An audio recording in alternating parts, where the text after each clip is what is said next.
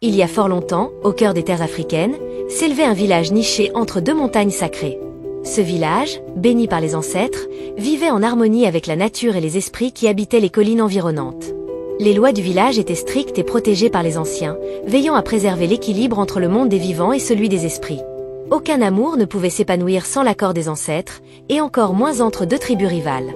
C'est dans ce contexte que nous rencontrons Nia, une jeune femme au visage doux et aux yeux perçants. Issue d'une lignée noble, elle était promise à un riche marchand afin de consolider une alliance. Cependant, son cœur, libre comme le vent, rêvait d'un amour plus profond. Tano, quant à lui, était un guerrier brave et déterminé.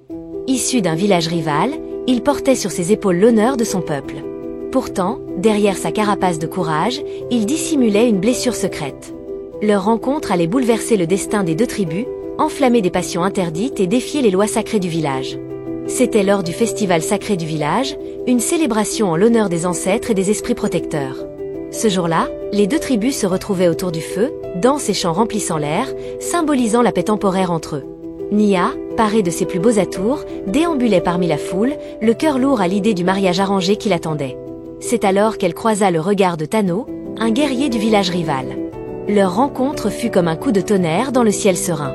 Leurs yeux se fixèrent un instant, mais ce fut suffisant pour que quelque chose d'indéfinissable naisse en eux. La nuit avançait, mais leur curiosité mutuelle grandissait. Plus tard, à l'abri des regards, ils se retrouvèrent près d'un ruisseau éclairé par la lune. Ils parlèrent longtemps, partagèrent leurs rêves, leurs peurs, et bientôt, leur amour interdit prit racine. Cependant, ils savaient que cet amour défiait les lois sacrées de leur peuple, et chaque rencontre clandestine devenait un risque, mais aussi une promesse. Le destin des deux amants, déjà liés, allait bientôt attirer l'attention des esprits et des anciens. L'amour secret de Nia et Tano ne pouvait rester dissimulé éternellement.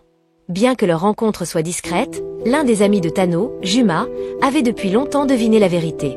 Jaloux du lien profond qui unissait les deux amants, Juma nourrissait de sombres pensées. Il désirait Nia pour lui-même, et la vision de leur bonheur lui était insupportable. Une nuit, alors que Nia et Tano se retrouvaient une fois de plus près du ruisseau, Juma les suivit dans l'ombre. Observant leur tendresse, la rage et l'envie grandirent en lui. Le lendemain, incapable de supporter son propre ressentiment, il se présenta devant les anciens des deux villages. D'une voix empoisonnée, il révéla leur secret, accusant Nia et Tano de déshonorer leurs clans respectifs en défiant les lois ancestrales. La nouvelle se propagea comme un feu sauvage. Les anciens, furieux et sentant l'ordre sacré menacé, convoquèrent Nia et Tano pour les juger. Les deux amants furent séparés brutalement, enchaînés devant le conseil des sages. La trahison de Juma avait scellé leur sort. Une malédiction se préparait, les condamnant à une vie de souffrance et de solitude, à moins qu'ils ne trouvent une rédemption que seuls les esprits pouvaient accorder. Séparés par la volonté des anciens, Nia et Tano furent chacun maudits, non seulement pour avoir défié les lois ancestrales, mais aussi pour avoir troublé l'harmonie sacrée entre leurs peuples.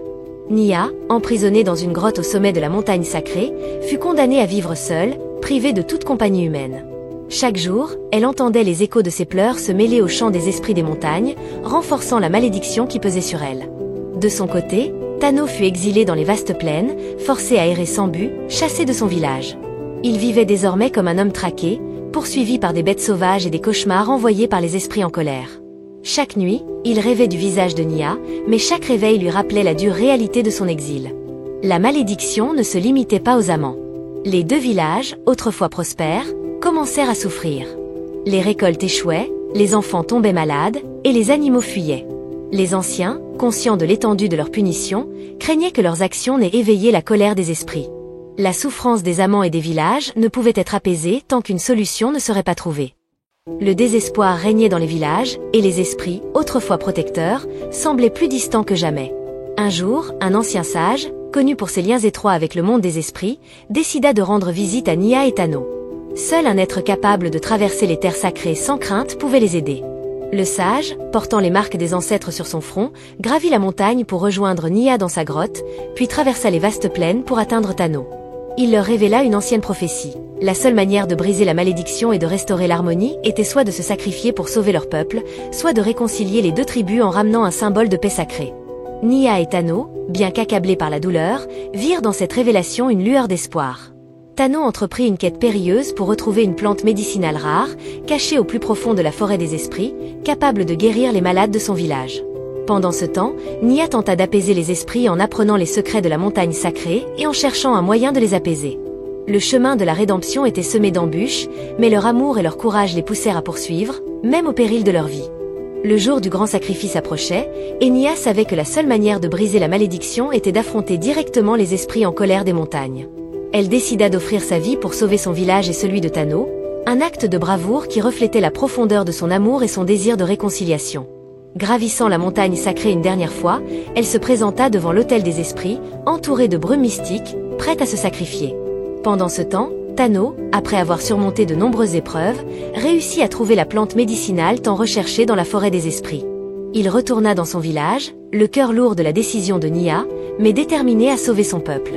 Lorsqu'il arriva, il découvrit que les esprits avaient accepté le sacrifice de Nia et que la malédiction sur les deux villages s'était levée. Les anciens, profondément émus par le sacrifice de Nia, décidèrent de mettre fin aux rivalités qui opposaient leur peuple depuis des générations. Une cérémonie de réconciliation fut organisée, où les deux villages se réunirent pour honorer la mémoire de Nia et célébrer la paix retrouvée. Tano, bien que dévasté par la perte de son amour, trouva consolation dans la réconciliation de leur peuple. L'histoire de leur amour, de leur sacrifice et de leur rédemption devint une légende qui inspira des générations.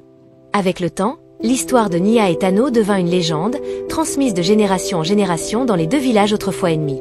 Leur sacrifice héroïque, né d'un amour interdit, devint un symbole de courage, de rédemption et de réconciliation. Les anciens racontaient souvent cette histoire lors des cérémonies, sous l'arbre sacré, pour rappeler aux jeunes l'importance de l'unité et du pardon. Nia et Tano n'étaient plus seulement des amants tragiques, mais des figures immortelles, gardiennes de la paix entre leurs peuples. Leur amour, plus fort que la malédiction des esprits, avait non seulement sauvé leur village, mais aussi montré la voie de la réconciliation à travers le sacrifice personnel. Chaque année, les deux villages se réunissaient pour commémorer leur mémoire, en chantant des hymnes en leur honneur. Leur histoire est aujourd'hui inscrite dans les étoiles, disaient les anciens, et leurs âmes reposent dans les montagnes sacrées, veillant sur leurs descendants. Leurs noms sont prononcés avec respect, non pas pour avoir défié les lois des hommes, mais pour avoir compris la véritable essence de la justice, l'amour, la sagesse et le pardon.